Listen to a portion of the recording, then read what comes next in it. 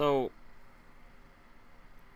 Edmonton and Ottawa, after games 2, both teams looked like they were in very good shape to get into the conference finals and potentially win something and go somewhere.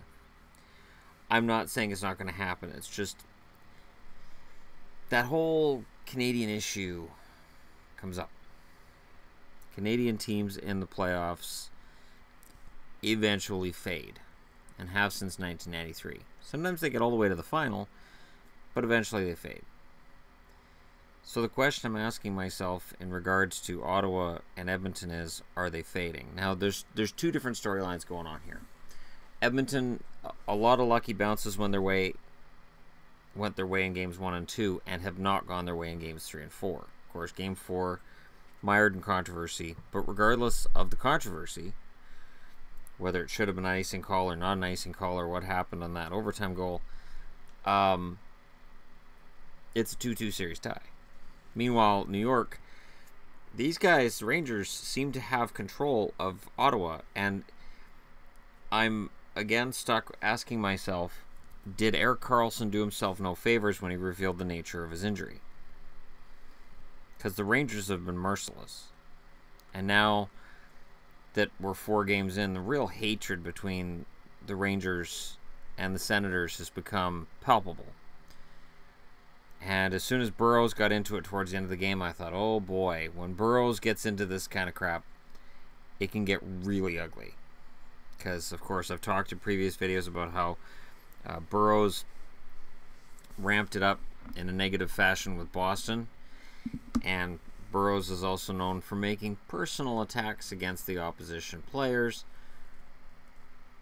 It happens with Burrows. So, how do you turn this around? For Edmonton, they have to get back to their game, but they have to get back to their game in Anaheim. And Anaheim's lost 2 games at home. I'm not betting on 3. Could it happen? Absolutely. Yep, they could lose 3. Because it's what Anaheim does, is lose on home ice. And I don't get it any more than anybody else does. Because they seem to be fantastic on the road, at least in terms of their results. And in the end, it doesn't matter how you get there. It's the end result that matters. For the Senators are going home. So they should have an advantage, but Erik Karlsson didn't play the 3rd period. Craig Anderson got pulled out of the game. It feels to me like momentum has really swung against the Senators. That maybe the Rangers have this series under control. That's not good. If Karlsson's out for game 4, or game 5 I should say, Ottawa could be done. And of course, Guy Boucher is going to say, oh yeah, we expect to have him in the lineup.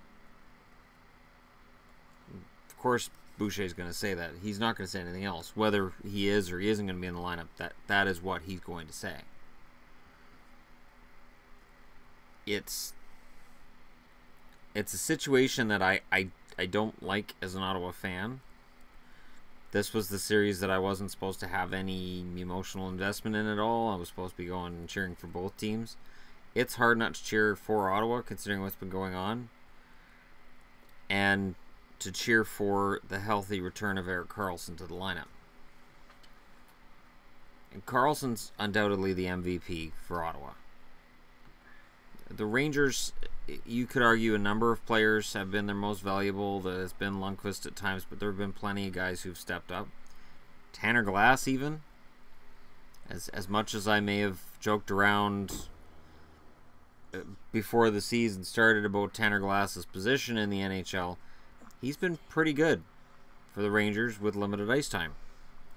And Grabner's proven me wrong this year too.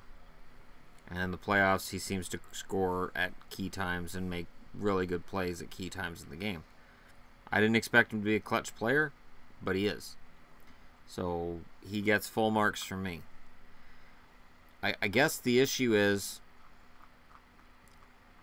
are we looking at a fall of 2 more Canadian teams, and then that's it for Canada's hopes in the Stanley Cup playoffs? I hope not. I mean, after Edmonton beat the Ducks in Game 2, I was pretty confident that they'd win at least one of the two at home. After Ottawa won their two at home, I thought, well, they'll win one out of two in New York. It's tough to get that momentum back. And I have to give props as well to Alain Vigneault. When Vigneault was the coach of the Canucks were mentally fragile, and anytime that a series would start going against them, they'd shut down and they weren't able to adapt. And part of that was on Vigneault. Vigneault didn't make the adjustments to his lineup he needed to. He seems to be able to do that with the Rangers. The fact that now there's talk that maybe Ottawa puts Chris Neil in for the next game. And then the funny thing was, while the commentators are saying maybe Chris Neil needs to come into the game for that physical presence to protect Carlson and some of the guys who are getting physically abused, MacArthur being one of them, the question's asked, who do you pull out of the lineup? It's a valid question, because if you put Chris Neil in, he's slow. He's not going to play more than about 7 minutes in a game. You don't want him to hurt you defensively. He's going to be out there for a deterrent. So who do you pull out of the lineup to put Chris Neil in? That's an actual issue. So it'll be interesting to see how Ottawa plays that. Just like for Edmonton, they have to now go in and win a game in Anaheim. They can't afford not to lose a game in Anaheim. Or not to win a game in Anaheim, because all Anaheim has to do is win 5 and 7 at home. Winning 7 at home is tricky for Anaheim. It is. Before the series started, I picked Anaheim in 7. Because I like picking crazy, which is probably why I picked Washington to win it all, and as soon as tomorrow that's going to be over. But I'm very impressed with the Ducks bouncing back and with the Rangers bouncing back. But between the two, man, those Rangers are scary. And if the Rangers and the Penguins meet in the next round, that'll be one hell of an intense series, because you have Marc-Andre Fleury who's trying to redeem himself after being benched last year in favor of Murray. And it started out that he was hurt, so they went with Matt Murray, and then it ended up that he was set aside for Matt Murray. They won with Murray, and Fleury struggled when they put him in the playoffs last year, and then he was riding pine for the rest of the playoffs. Lundqvist, on the other hand, went into the playoffs. A lot of people saying, well, he's over the hill. He's over the hill. He's done. I didn't see it. I didn't see him as being over the hill. I didn't see him as being done. I saw him as not having played as many games as he would have played otherwise, but Ronta was a fantastic backup, and Ronta helped him out. So, you know, these series are both hinging on some interesting storylines going into Game 5. Let me know which storylines you find most interesting going into Game 5. I'll look forward to reading that. I do read all comments as well. Even if I don't necessarily respond to all comments, I do read all comments. Because I know from other channels, when you feel like you're leaving responses or comments and nobody's saying anything to you, you can kind of start feeling like, well, what's the point? So tomorrow night, we have 2 games.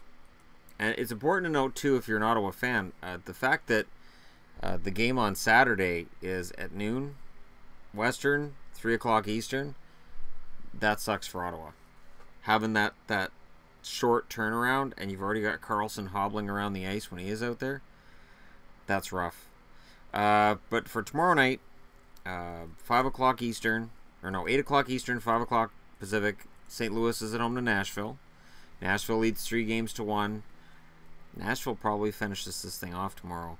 Edmonton's in Anaheim. I said I don't see Anaheim losing 3 in a row at home. I think Anaheim probably wins this game, and I feel a little bit of vomit in the back of my throat just saying it. So I really want Edmonton to prove me wrong on that one. So if you can let me know who wins the games tomorrow night. So Nashville, St. Louis, Edmonton, Anaheim. By how much? So 1 point for saying who wins, 2 points for saying how much. And if you can give me the total goals between both games, so adding the totals of how many goals are scored in both games, so like 10 goals because it's 5 in each, however you want to frame it. How does an extra 5 bonus points sound for you? Yeah, I'll throw in the 5 bonus points again as we go beyond from round to round, the bonus points will ramp up a little bit so that each round is worth equal point totals. And we'll see how that turns out. So remember, you got to respond to my comment on this video.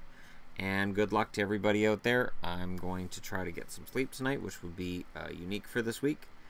But I'll do my darndest. And hopefully my Boston Winter Classic is here tomorrow. I didn't order that from Full Moon Jerseys. I ordered that one on eBay, though, so hopefully it's there tomorrow. It's due to be here on Monday, so I'm always hopeful that when they say Monday that it's Friday instead, because that'd be nice to have. Alright, thanks for watching. Don't forget to hit like and subscribe if you're browsing your way through, and I'll talk to you all tomorrow.